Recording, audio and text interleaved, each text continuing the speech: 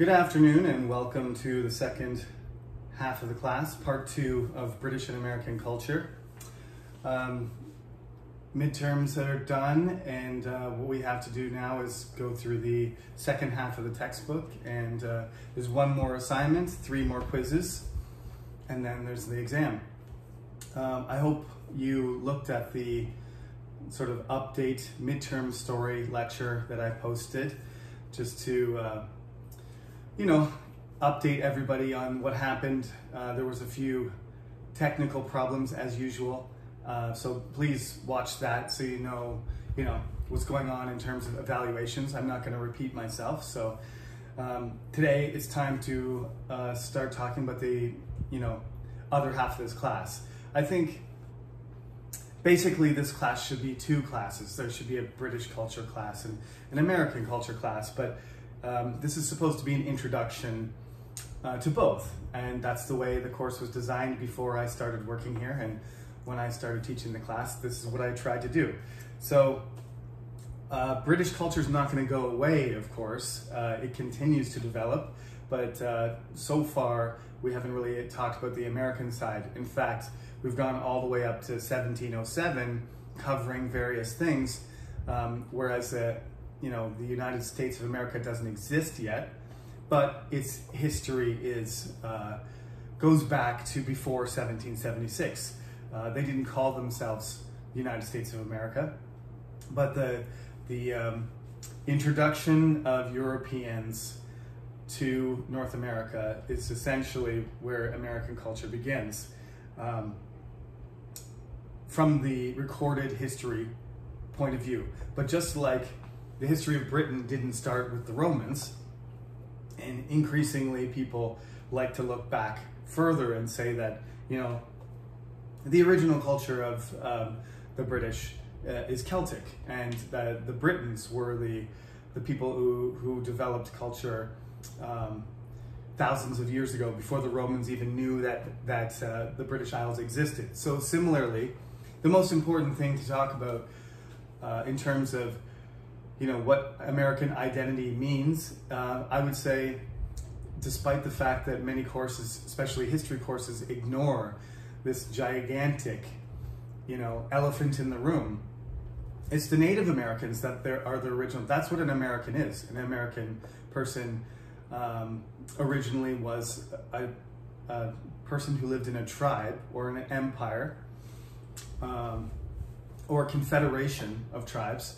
There were hundreds of them, and they lived in North America for at least 10,000 years. We don't know exactly how long they lived there, but they lived there at least as long as people lived in the British Isles. In fact, the last ice age wiped out everybody in the British Isles, but not in the Americas, probably. There may have been people there before that. We don't know, but the people of the Americas are at least as old as the people that migrated from Europe into the British Isles. So American history, if we were going to look at it from that perspective, is as old. So there are parts of American culture that go back just as far or farther than the British. We just don't have a record of it. Whereas, and we don't recognize it in the same way that the British have begun to. I mean, they usually, as I told you, King Arthur is the figure of a Romano-Briton. Boudica is a figure of a Celtic, culture. But that's not how the British Empire looked at themselves. They looked at themselves as the descendants of Troy, actually, of Trojans, just like the Romans did. Troy, Rome, New Rome, British Empire. This is a kind of linear connection. However, the Americans, most Americans, because the population has been dominantly European. Now it's more and more mixed, but over the most of its history of existing as a state, American culture has been dominated by Europeans. They don't see themselves either culturally or genetically related to what I would argue are the real Americans. It's the same with me. I grew up in Canada. It's the same story, is that we trace ourselves culturally and genetically back to Europe, to the British culture. And the Americans did too. They don't see their ancestors as being the Native Americans or Native Canadians. Maybe in the future we can include them. Maybe that's part of the problem. We're going to get into this story in more detail, but for now, let me just put it into context that I'm going to talk about colonial history. I'm going to start this next lecture with Columbus, but I'm going to come back again. This is not a history course, so we're not going in a straight line. The thing I'm going to talk about today is American identity, okay? And then we're going to go from Christopher Columbus, basically, forward up to the American Revolution as quickly as we can. And then after the American Revolution, we're going to talk about the 19th century and the Civil War. And when we talk about that, we're going to talk about, you know, the frontier and the conflict between the European culture of the Americans, which has started to adapt, and its conflict with the traditional native cultures of America, which have also started to adapt. So the question for today is, and I'm going to try and make this less arduous, less extended lecture, because I know some people are still working on their midterms, and you may want a little bit of a break from super long Professor Sullivan lectures on British and American culture. As I said, I was very pleased with the results, even though there were some glitches. I was very pleased with the results on the midterm, so you should be too, okay? What is an American? What is an American person? It's a very complicated question. Maybe it's one of the most difficult questions to answer. What is a Canadian is a similar question. It's such a diverse country in terms of where the people came from in its history, and it's not as old as other countries. So forming an identity isn't as easy as just the government, you know, absorbing, you know, parts of the country that have coexisted for hundreds of years and use the same language together. You know, the states of the United States are they could be countries. Texas could be a country. Florida could be a country.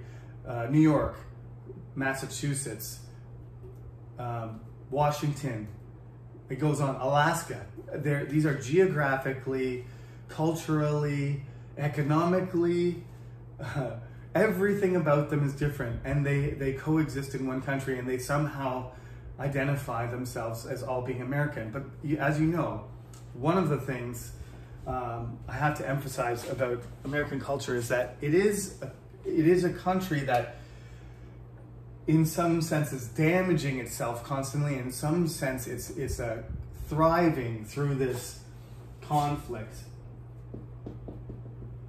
right? There's an American contradiction. We're going to talk about that too.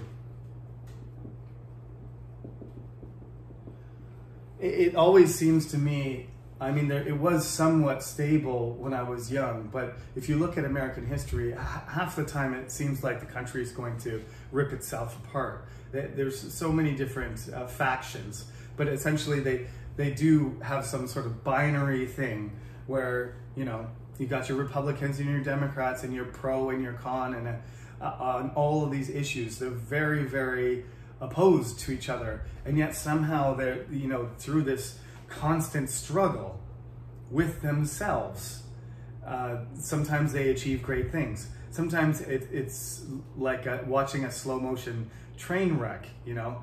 The American Civil War was a complete disaster for America, right? The American Revolutionary War was damaging. Their participation in World War I and World War II were successes, but I mean, the Korean War did not go very well. Vietnam was a disaster. There's a lot of conflicts that they're involved in internationally and domestically. The coronavirus, again, because of them struggling with each other and having different opinions, you know, half the country is resisting the other half. And you could see what happened. 700,000 people have died in the United States because they can't work together on that coronavirus issue. It's just like night and day between countries like China and Korea and New Zealand and Australia. And China, New Zealand, Australia, Korea, Denmark, all of these countries have done relatively well dealing with the coronavirus, and they're completely different. Chinese government culture, completely different than Korean culture and government, and New Zealand couldn't be more different than China in terms of size or population and culture and government style. They've got a woman in a democracy, and China's got a man in, you know, a neo-communist state, right? Who is elected for life. These are just different systems. I'm not saying they're better or worse, but they both succeeded. And in the United States, you've got an elected president who's elected by a college rather than majority, and it was a complete, you know, fiasco. More than a fiasco, a catastrophe. 700,000 people dead. That didn't have to happen. So sometimes these things can be advantageous, and sometimes they can be, I mean, the competitive, you know, venture spirit, the entrepreneurial spirit of the Americans is unquestioned. You can see how well they can develop when you look at all the success of their businesses and their companies and their technology and stuff, and their, you know, capability in the military and so on. So it's going to be difficult. We need to look at America, and we need to balance these things. We are not American. I've had Americans in my class, thankfully, and they enjoyed this class. And I'm not trying to be unbiased or biased. There's a certain way that Americans look at themselves, and I'll try my best to communicate that point of view too. But to be honest, one of the things about the United States is that it's better to talk to somebody and say, "Oh, where are you from?" And they say, "Texas." And you say, "Okay, so you're that type of American." Stereotyping Americans is impossible. If you meet somebody from northern New York State or Michigan, you're gonna probably think they're pretty similar to me. Even somebody from California, they might just be a cooler, you know, more confident, wealthier version of me, but they might sound somewhat like me. That I went to California, and I thought the, you know, SoCal, Southern California accent was almost the same as the Toronto accent. There was some small differences, but you know, our pronunciation was relatively similar. Is that because I watch Hollywood movies all the time and consume American television in unhealthy amounts? Maybe, but there are regional dialects and there's regional cultures. I have a great book that I used as a source for my own, and it's called American Nations, and the author divides, I think, if I remember correctly, he divides North America into 7 different cultures. And he says these are actually nations. The political borders between Canada, the United States, and Mexico are established, but these cultures go across those borders. They go across the borders of Canada, they go across the borders of Mexico. Like southern Texas isn't that much different than northern Mexico. And southern California. We'll go through all of these things, but if you go to the United States, it's a bewildering spectrum of cultures. So that's the first characteristic, really. Conflict, contradiction, diversity. These are key words to understand American culture. Nonetheless, as it's evolving and changing and, you know, trying to have revolutions with itself, there's been multiple. I think you could consider, in a sense, the American Civil War a revolution, but then there was a counter-revolution after that, and so on. But the American Revolutionary War is the true mark. Is the 1776 was the point where the citizens in America decided that they were going to separate from the British, and that's why the title of the chapter is The Hard Fork, because a fork means a road that splits.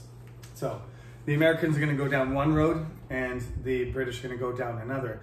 In some ways, they are still very similar to each other, and then we'll talk about this at the very end of the class. It's remarkable how you have a Boris Johnson on one side of the Atlantic taking similar approaches to what Donald Trump did, okay? We'll talk about that later. It's a little bit more controversial, but again, history classes usually don't go talk about current events, but this is not a history class. This is a culture class.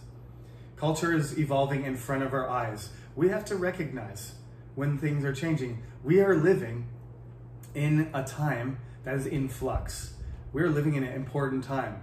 Things between China and the United States are heated. Technology is changing. There's a pandemic. This is not, it's a scary thing. It's an exciting thing. It's just part of life. Climate change might destroy all of human civilization in the next 100 years. We're at a very important part in history. It could be as important as World War II. This is the kind of thing. We are living in this time. We have in our hands, we need to use the tools that we have in order to save our planet, you know, culturally, politically, environmentally. I'm serious about that. This class has become, ever since I started teaching it, it becomes more important every year, okay? So let's talk about, anyway, keep these themes in mind, you know, the importance of this class, what it is an American is, and because America has an outsized effect, the economy of the United States, it's so big that you're talking about, at one point, it was like half the world, right? 50 years ago, before we were born and our parents were born, the United States economy was so big that it comprised half the world's economic production. It's not as important now, but it's still, you know, if you take China and the United States together, you're talking about almost half still, the entire world's economy. These two countries affect us more than any others. British, it's receded somewhat into history, but its effect, its cultural effect is still there through a variety of things. For example, me teaching English to you. As a global influence, it's still there, but it's receded. It's definitely receded from its high point 100 years ago. So what is it that stays the same? Oh, all these things I've said, they're diverse, the contradictions, conflict. So how can we unify America? We have to, because it does exist.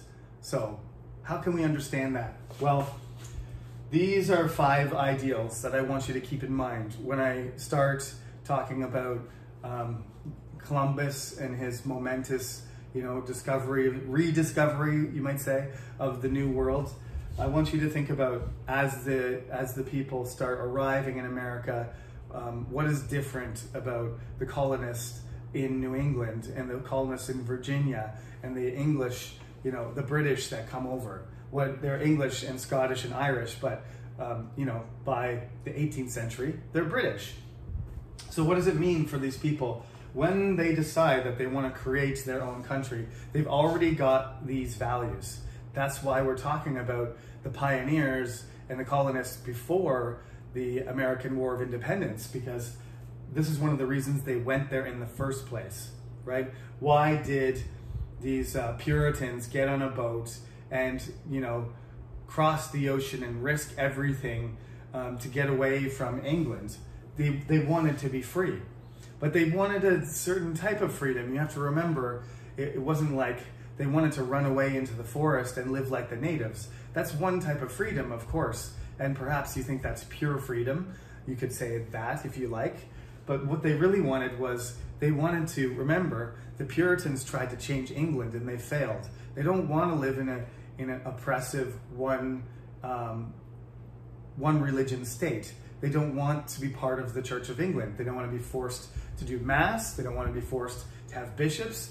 They want to worship in their own simple way, and they want to dedicate themselves to work, praying, as I've mentioned many times, working, praying, eating, sleeping. They think they're on a mission to create a city on a hill. And that's why they go there. And they end up, a Protestant wind, again, comes, and I'll talk about this later, but basically the Mayflower gets blown the wrong direction, and they end up in a place that's would have been really, really tough to develop. But the natives had already many of them had been killed by disease, decades before that. So by the time they got there, the whole area was depopulated, and basically the ground had already been, the trees had been cut down and fields had been cleared, and it was almost like God prepared a place for them to land. And this kind of connects, all of these things connect to each other, and this is why it's so important to understand these main points. Just like it's so important to understand those 5 points of crisis in the 16th and 17th century, because those problems created the British culture we know today. These ideas created the American. This is the only thing holding it together, really, okay? You know how much they cherish freedom, and they change the definition of it. Is freedom having the right to own a gun?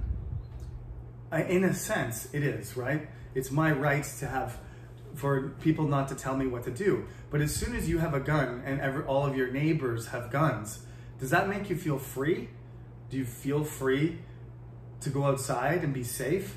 Like, you're taking away freedom, actually. When everybody has a gun, everybody can use it whenever they want, then you are, the whole community becomes unsafe. This is not really, it's kind of a contradiction, is that the more guns you have, the more freedom you have to arm yourself or make yourself more dangerous, the less free you feel, right?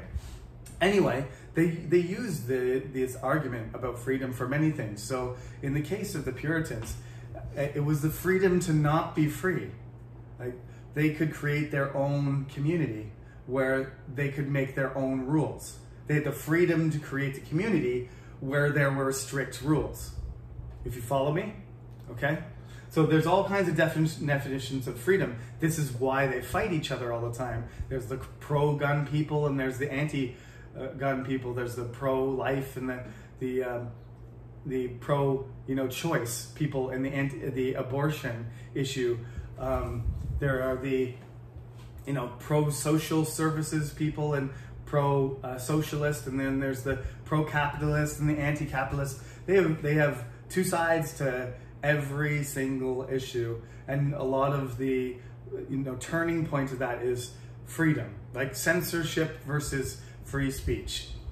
Well, free speech is freedom, but if you say whatever you want to anybody, whether it's for example, if you're saying something racist, or you're attacking somebody, or you're demeaning them, making them feel like a less human, you are affecting their freedom, right? What does it mean to have freedom for a group of people, and what does it mean to have freedom for an individual? So, sometimes it's individualism versus collectivism as well. And Americans, of course, they usually choose individual. That's not always the case, but there's a conflict there between the individual. Lots of Americans don't like the government simply because they just don't want anybody controlling their life. But we need government. We know that we need government. So, some people say, okay, we need a small government, right? But then you say, if you lose your job, if you don't have a government, you don't get unemployment, right? You don't have a healthcare system that's supported. You don't have rules for trade. You don't have police officers. Like, you can't have no government, otherwise your whole society collapses. But nonetheless, there are people in America that firmly believe that the best government is no government at all.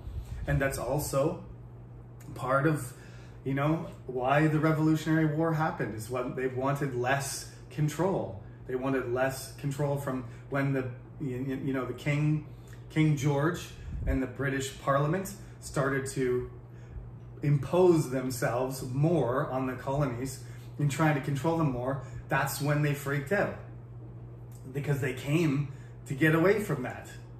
But if you want the British Army to protect you, you want the British Navy to, trade with you, and if you want, the support of the government and the systems and the education available through the British government, then you got to pay your taxes. and you've got to listen to the laws and the policy of the government. But they didn't want to, so they separated and they made their own country. But then they realized they had to make their own government to do all those things. And it ended up, of course, as the American government system and George Washington became president, it ended up that they became more and more controlling until they were paying way more taxes, and the American government had way more control over the United States, new United States, than the British Empire ever had. And that's another contradiction, but that's what an ideal means. It's just an ideal. So what you think and what actually happens is not necessarily the same. So freedom is very, very significant. It's a key word to understanding American culture. Education. Now, we all know there's a contradiction there too, because American education in general is not as good as other countries, but they have these institutions. They have these opportunities if you're wealthy or you're smart. You can go to Harvard, you can go to MIT, you can go to Yale, you can go to Princeton, you can go to Duke, University of Chicago, etc., etc. They have some incredibly amazing institutes that cover every subject you can imagine, and the best students in the world go there, and they have enormous amounts of money. I mean, Harvard's endowment is like the same amount of money that a small country generates in an entire year. They have something like $30 billion in the bank. It's just an outrageously wealthy elite institution. And you know, that's the American dream there. We're talking about the American dream too. There's a chance that anybody could go to Harvard if they were smart enough and they worked hard enough. The reality is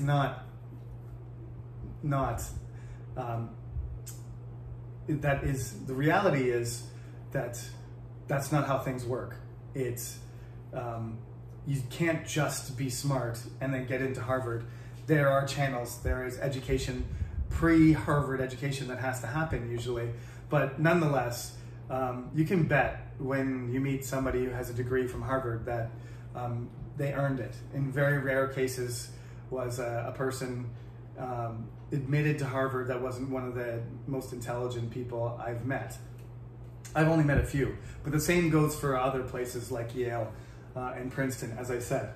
These people usually are very, very well-educated people.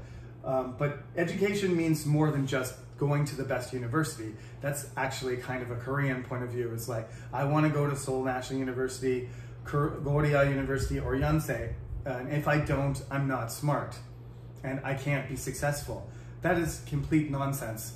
That's not what happens, you know. Bill Gates dropped out of Harvard. He got into Harvard, so he can count.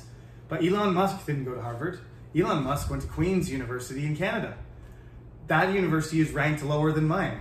So anybody can be, it doesn't matter. You can go to Chungnam National University and you can be Korean Elon Musk. That's what the Americans believe.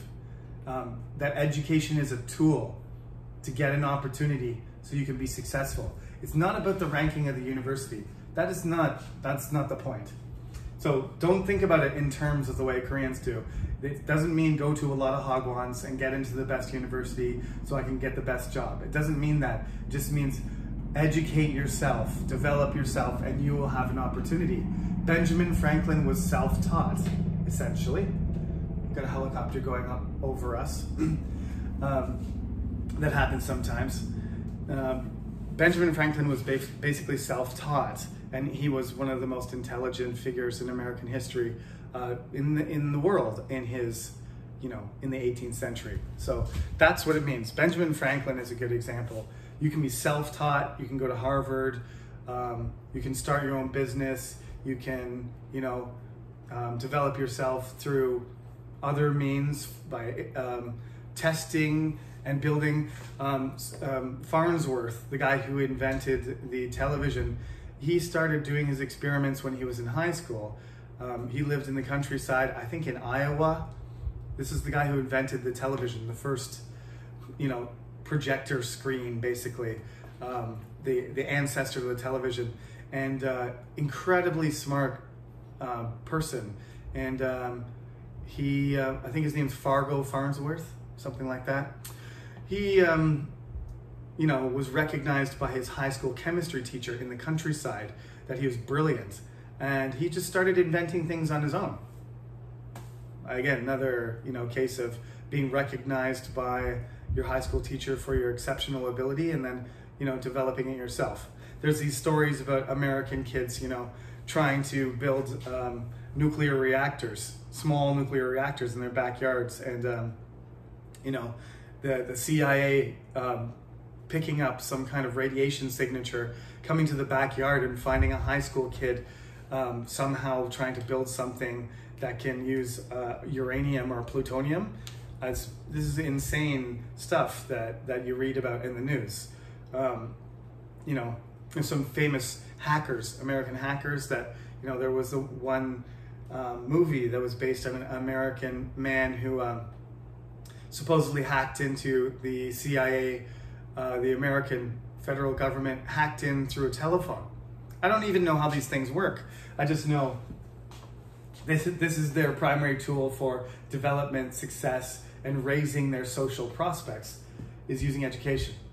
Now, popular government is also something, there's currently a fight for this. We don't need to discuss in too much detail, but there's always been a belief in America in democracy, and that the people should decide, okay?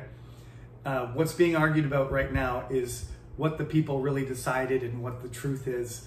But essentially, the Republican government, the last Republican government, tried to remove that popular government element and tried to overturn some of those democratic processes in order to get an advantage and win an election that they lost. I would say that's more about cheating than it is about fascism. But some people believe that, Donald Trump and those other, his supporters, don't care about democracy, that they just want a president, they just want him, they just want that president. It's not about the system anymore, it's just about if your chosen leader is in charge. That, I think, is still an unpopular belief. I think something around 70 or 80% of Americans would still would rather have somebody from another party be the president and remain a democratic system that's popular than have somebody who had 20% popularity as their leader. That's not what an American president is. An American president is supposed to represent the people, by the people, for the people, of the people. Abraham Lincoln. Experimentation, I already just talked about this. That's connected to education, it's connected to special status. American technology is famous, and they've created so many different things. Some of the technology is related to military, some of it's private, some of it's just, curiosity, essentially. Thomas Edison made like 200 inventions. Most of them nobody's ever heard of because they're useless. So there's like a Thomas Edison museum, which has ridiculous things, like things that allow you to lean back in your chair so that you don't fall back and hit your head. Like a little, hinge will swing out so you can just lean back in your chair. Because, every high school kid does that, and then they fall back and they crack their head on the ground, and sometimes you got to go to the hospital because it's so bad. It's a very dangerous thing to do. I mean, do we need something to fix that? No, you can just not be stupid and don't lean back in your chair. But if you had a little latch on there to protect yourself, inventors think about these things all the time. There are millions of inventions that have been patented. There's millions of inventions that have been never made a lot of money. Inventors sometimes make a lot of things that seem ridiculous, but they don't get accepted. So that's about experimentation. The United States itself is a social experiment, right? It's the first modern democracy. it's still going on. United States is an experiment. How it's going to end, nobody knows. Finally, they think they're the best. They think they're different. They think they're the best. Sometimes Americans are annoying because they're very proud of themselves. That's kind of the negative aspect to it. The positive aspect is they have a strong belief in their destiny. They have a strong belief that they need to do things. They need to, fulfill their mission. They need to lead the world sometimes. And there's a good side to that and there's a bad side to it, right? But obviously it depends on your feeling about America. Everybody's got a different opinion. That's fine. But the fundamental aspect of America, that they do feel like they're special people, I think we can't argue with that. So all of these things are really important. Now over here, I wrote a whole bunch of things because basically an American is composed of different groups of people. Originally there was just natives there, and then the Europeans came along, and then they imported slaves. And then of course, from the old world, Asians started immigrating and working, not so much through slavery, but just through, an attempt to join the project of the United States, to start over again, maybe escape something, or maybe just a sense of adventure. The gold rush attracted people from all over the place, and people move for a variety of reasons, but of course the land of opportunity, the land of the free, sounds like a pretty good advertisement no matter what country you're from. So in terms of diversity here, you've got the native peoples, hundreds of languages and peoples all over the place. You've got the Aztec, the Inca, the Inuit, the Cherokee, the Sioux, the Algonquin. We'll talk about different people. The Apache, all kinds of famous tribes. Some have disappeared, some still exist. Can't talk about all of them, but the most diverse group. And then you have European colonists. Some of them are from England, France. We'll talk about this too, different countries. But you got, your gentlemen, you got the Puritans, people from different religions. You got servants, and then you have tradesmen. You have skilled laborers and that kind of thing. African slaves mostly come from West Africa. They get captured, sometimes they're sold, sometimes they're prisoners, sometimes they even are free. Sometimes there are, but they're very few. At the beginning there are more, but gradually, basically, if you're a black person, if you're dark-skinned at all, you get labeled as a person who's unfree. We have to discuss how that develops too. And of course, Asians come from all over Asia, Middle East, Middle Asia, South Asia, East Asia, Russia, China, Korea, Japan, in different amounts, different numbers. I would say that China's probably got the most, people that have become American, Chinese Americans. But there's certainly a lot of people from India and Pakistan and Turkey and other countries too. Very diverse group. Obviously, Asia's always been super diverse, and they've added even more diversity to America. What happened first? They explored, disease spread everywhere, and then they started taking over. And that laid the foundation for the state that would become the United States of America, the nation. And I think that's enough for today. We ended up almost near 40 minutes anyway, despite my attempts to be quick. But that's the foundation for our approach to American culture for the second half of the term. And that's it for today. So I hope you enjoy this lovely weather while it lasts. I think winter is on its way.